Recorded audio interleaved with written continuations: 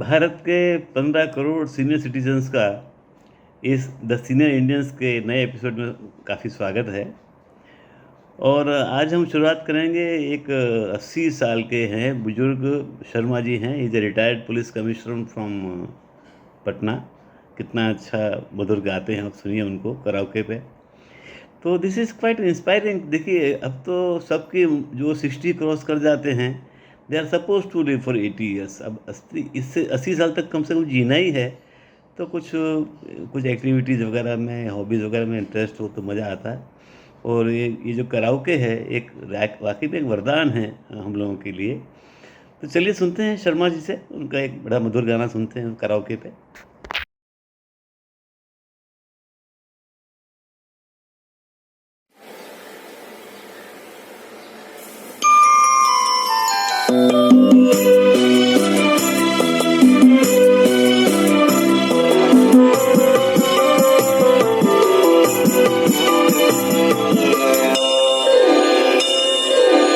भूली हुई यादों मुझे इतना ना सताओ, अब चैन से रहने दो, मेरे पास न आओ। भूली हुई यादों मुझे इतना ना सताओ, अब चैन से रहने दो, मेरे पास न आओ। भूली हुई यादों।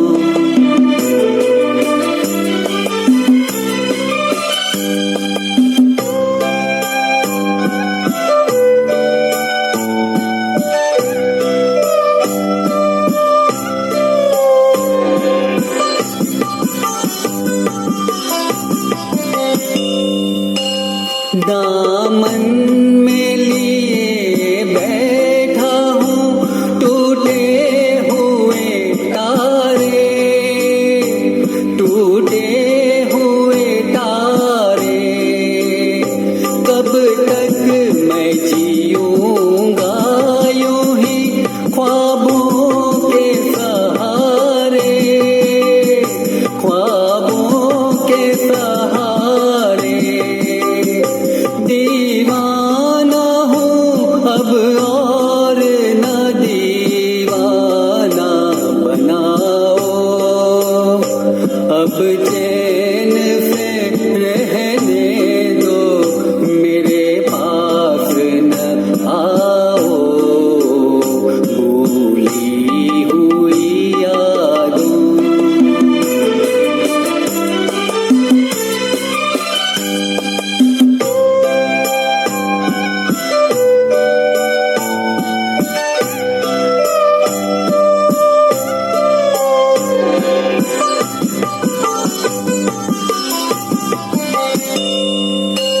लूटो न मुझे इस तरह दो राह पे लाके, दो राह पे लाके। आवाज न दो एक नई राह दिखा के, नई राह दिखा के। संभला हूँ मैं गिर गिर के, मुझे गिर ना गिराओ, अब चैन से रहने दो, मेरे पास न आओ।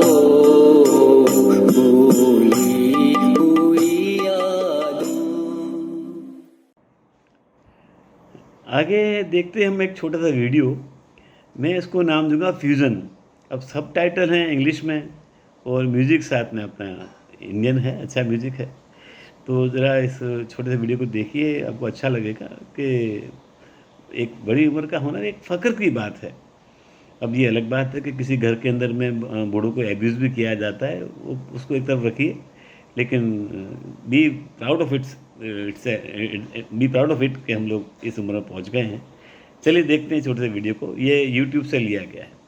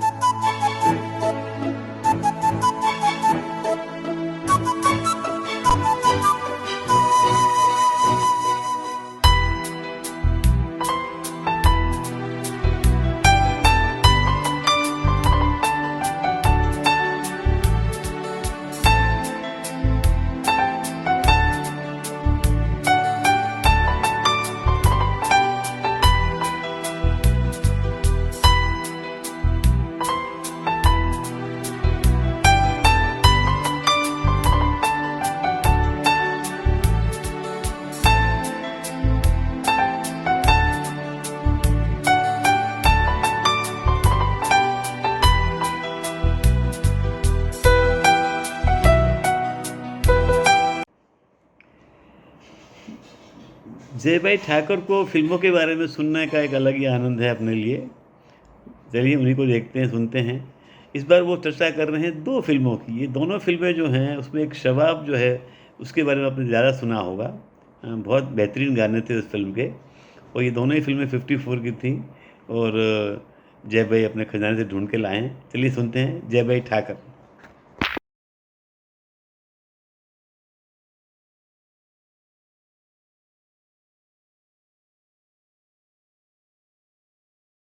नमस्ते मित्रों। आज मुझे बात करनी है 2 फिल्मों की। कुछ मिलती-जुलती भी हैं ये फिल्में और काफ़ी अलग भी हैं। पहले तो ये दोनों कहानियाँ जो है इस फ़िल्म इन फ़िल्मों की, वो परी कथा जैसी है, फैंटेसी। पहले हम बात करेंगे एक फ़िल्म जेमिनी प्रोडक्शंस की, साउथ से आई थी और वासन साहब ने उसे डायरेक्ट किया था, बहुत दिन हुए। जैसे नाम है वैसे ही उसकी कहानी है, पुराने ज़माने की बातें हैं, फैंटेसी जिसे कहते हैं ना अंग्रेज़ी में वो। तो वो एक काल्पनिक कथा है, एक राजकुमार है, वो उसका अपहरण हो जाता है और फिर वो कोई उसे बड़ा करता है, उसको अडॉप्ट करके, और फिर वो वापस अपना राज क्लेम करने को आता है, वगैरह-वगैरह। कहानी तो इतनी कोई ख़ास नहीं है, कॉम्प्लिकेटेड होती है हमेशा उसी तरह, कुछ लूज़ एंड्स भी हैं, मगर मधुबाला है उसमें और कुछ अलग ही अंदाज़ में वो पेश आई हैं, और फैंटेसी, फ़ोटोग्राफ़ी उस ज़माने के लिए बढ़िया, बढ़िया, आपको ज़रूर देखना है। गाने 1-2 गाने कुछ ठीक थे, कानों को अच्छे लगते हैं, बाकी कोई ख़ास बात नहीं है गानों में। गानों के लिए मैं दूसरी फ़िल्म की बात करूँगा, शबाब। शबाब में नौशाद साहब ने क्या गाने दिए हैं, और हर एक गीत, आई थिंक 10 या 12 गाने हैं उसमें, उसमें से लगभग हर एक गीत किसी न किसी राग पर आधारित है। नौशाद साहब को तो आप जानते हैं, वो तो क्लासिकल म्यूज़िक के काफ़ी माहिर थे, और इसमें नूतन है, राजकुमारी है जिसे नींद नहीं आती और कोई उसे सुला नहीं सकता पूरे राज में, और फिर अपना भारत भूषण वो आ जाता है और वो अपने संगीत के जादू से नूतन को सुला सकता है, और वो तो होना ही है कि दोनों आपस में आकर्षित होके प्रेम में पड़ते हैं। बस वो आदमी जो है वो तो एकदम आम आदमी है और वो राजकुमारी है, तो वो घर्षण जो फ्रिक्शन तो होना ही है। तो बस इसकी कहानी है। मगर क्या गाने हैं, जोगन बन जाऊंगी सैया तेरे कारण। आहा, आप जरूर जरूर जरूर देखिए। बहुत दिन हुए और शबाब।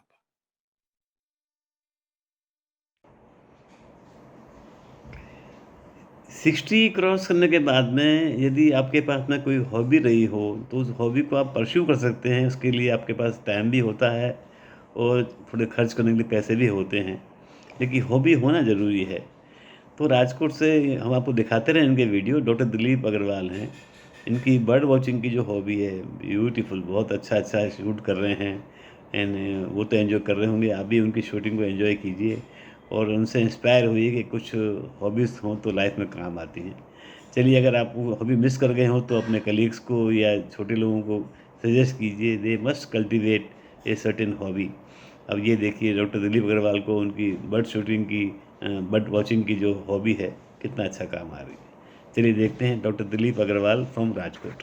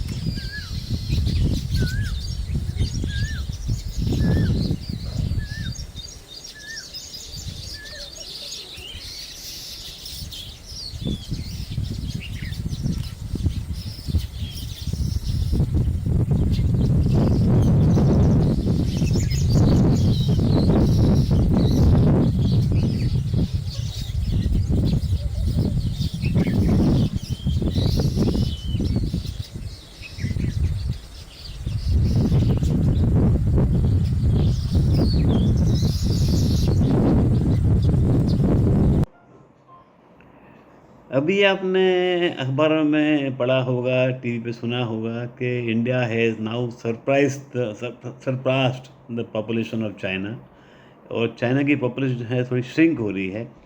उससे पहले जापान की पॉपुलेशन बहुत तेज़ी से श्रिंक हुई है और जापान में तो हालत ख़राब हो गई है। ये आप वीडियो देखेंगे तो आपको आइडिया आएगा कि स्कूल्स बंद करने पड़ रहे हैं, बच्चे नहीं मिल रहे हैं स्कूलों में पढ़ने के लिए, और बहुत एक बड़ी समस्या जापान को हो गई है। वी आर लकी कि हमारी ये समस्या नहीं है, लेकिन हमारी समस्या ये है कि हमारी पढ़ाई लिखाई जो है, जो स्कूलों में दी जाती है, वो सब स्टैंडर्ड क्वालिटी की है, और जो जिसको हम एक डिविडेंड बोलते हैं, वो डिविडेंड नहीं रहेगा अगर हमने अच्छी पढ़ाई लिखाई उनकी नहीं कराई तो। और ये आप वीडियो देखिए तो आपको जापान के बारे में थोड़ा आइडिया आ जाएगा। दिल्ली की गवर्नमेंट जो है वो अपने आप प्राइड देती रहती है इस बारे में, अच्छा भी काम कर रही है, लेकिन स्टूडेंट तो हों। तो इंडिया में तो स्टूडेंट्स लाखों करोड़ों में हैं, कोई चिंता नहीं है, लेकिन हमको सोचना पड़ेगा हमको क्या करना है। ये दिख रहा है कि हमारा भविष्य बहुत उज्जवल है, अगर हमको इस डेमोग्राफिक डिविडेंड को कैश करना हो तो। देखिए इस वीडियो को, आपको काफ़ी आइडिया आएगा।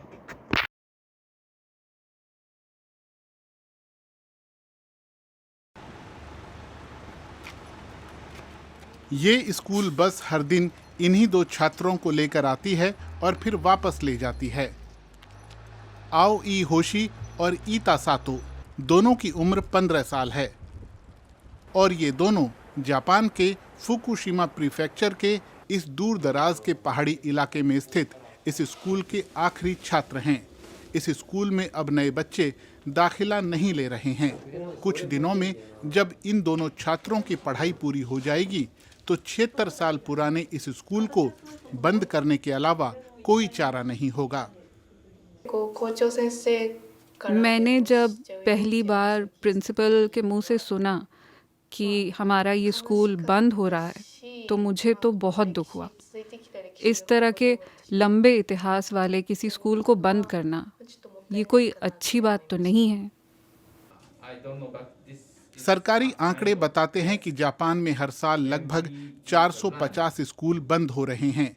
2002 से 2020 के बीच लगभग 9000 स्कूलों को बंद कर दिया गया, क्योंकि दूर दराज के इलाकों में स्थित स्कूलों में नए बच्चे पढ़ने नहीं आ रहे हैं। मैंने सोचा था कि मेरी बड़ी बहन, मैं और मेरा छोटा भाई एक ही स्कूल से पढ़ाई करेंगे, तो दुख की बात है कि ऐसा नहीं हो पाएगा। जापान में जन्म दर उससे कहीं तेजी से घट रही है जितना सोचा गया था, इसीलिए स्कूलों के बंद होने की रफ्तार तेज हो रही है। इस स्कूल के हाथ से वक्त निकलता जा रहा है। प्रिंसिपल मीको वातानबे के लिए ये सब बिल्कुल आसान नहीं है। जिस स्कूल में उन्होंने लंबा समय गुजारा, वो भी इन तस्वीरों की तरह अतीत का हिस्सा बनने जा रहा है। ये तस्वीर उस समय की है जब इस स्कूल में सबसे ज्यादा बच्चे पढ़ते थे, लगभग 160 थे। पिछले साल इस स्कूल से कोई बच्चा पढ़ाई पूरी करके नहीं गया। इस साल 2 आखिरी बच्चों की पढ़ाई पूरी हो रही है। जिस तेन ई गांव में ये स्कूल है, वहां की आबादी में सिर्फ 10% लोग ही 18 साल से कम उम्र के हैं। 1950 के दशक में इस गांव में सबसे ज्यादा यानी 10,000 लोग रहते थे, जो खेती बाड़ी और मैन्युफैक्चरिंग में काम करते थे। लेकिन सुविधाओं के अभाव की वजह से बीते सालों में लोग यहाँ से जाने लगे। खासकर फुकुशिमा परमाणु हादसे के बाद तो लोगों का पलायन और तेज हो गया। पूर्वी एशिया के देशों में जन्म दर लगातार कम होती जा रही है। जापान के साथ साथ दक्षिण कोरिया और चीन में भी बच्चों की परवरिश पर खर्च बढ़ रहा है। ऐसे में लोग परिवार बढ़ाने से हिचक रहे हैं। लेकिन जापान की स्थिति बहुत गंभीर है, जहां 2022 में 8 लाख से भी कम बच्चों ने जन्म लिया, जो कि कम जन्म दर का नया रिकॉर्ड है। सरकार भी चिंतित है और लोगों को बच्चे पैदा करने के लिए प्रोत्साहित कर रही है। आर्थिक मदद और बेहतर स्कूली परिस्थितियों का वादा किया जा रहा है, लेकिन आबादी लगातार घटती ही जा रही है। और आज आओई होशी और ईता सातो की ग्रेजुएशन सेरेमनी है, यानी स्कूल में आखिरी दिन। इस मौके पर उनके माता पिता भी आए हैं। वो खुश हैं कि उनके बच्चों की स्कूल की पढ़ाई पूरी हो गई है, लेकिन स्कूल को लेकर वो दुखी भी हैं। जब मैं इस इलाके के बारे में सोचती हूँ तो चिंतित हो जाती हूँ। अगर यहाँ पर कोई जूनियर हाई स्कूल नहीं होगा तो फिर लोग यहाँ आने के बारे में, अपना परिवार शुरू करने के बारे में सोचेंगे भी नहीं।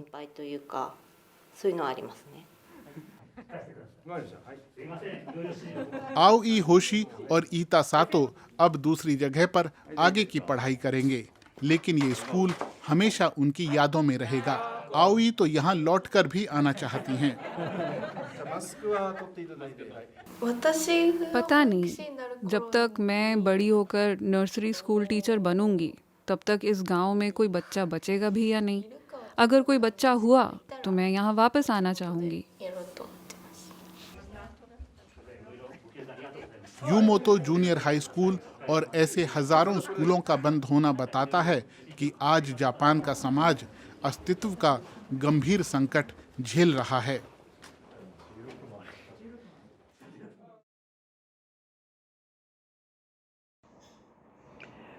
रिवर्स एजिंग टेक्नोलॉजी अच्छा लगता है सुनने में। आप 100 के हो जाएं और दिखें 60 के, तो उसके बारे में जो भी है वो that is reverse ageing technology. एक छोटा सा वीडियो है, इस बारे में देखिए। और वीडियो में वैसे इंग्लिश में है, लेकिन हिंदी में सबटाइटल हैं, आपको इजीली समझ में आ जाएगा कि क्या है। So let's watch reverse ageing technology.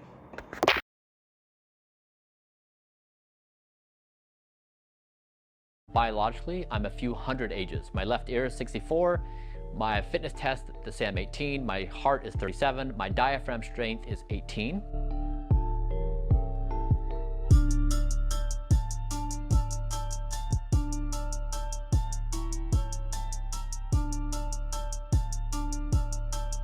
playfully say I'm trying to become like an 18-year-old. My son is 17, and so I always tease him and say, when I grow younger, I want to be like you. If we slowed the speed of aging and even reversed it, it would change what it means to be human. Every night, I was getting up one time per night to go to the bathroom. But when I did so, it produced less quality sleep. So we got this machine to trial, could we strengthen my pelvic floor and my bladder so that I wouldn't get up at night to go to the bathroom. It's been successful. Oh, it's like pins and needles. It's sort of tickling, but tickling in a quite hard, aggressive way. We've made about 22 years of progress in reversing the age of my skin. It takes all these images of your face and you get about 10 reports on pore size, UV spots, reds, browns. I have significant hearing damage. And we're doing some rejuvenation technologies trying to get my hearing back. It's really hard going. It is a game now. It is so much fun to see what progress can be made from one measurement to another. There's quite a few people who are excited that this is happening and it's a good blueprint for them. There's also been a colossal amount of hate, which I love.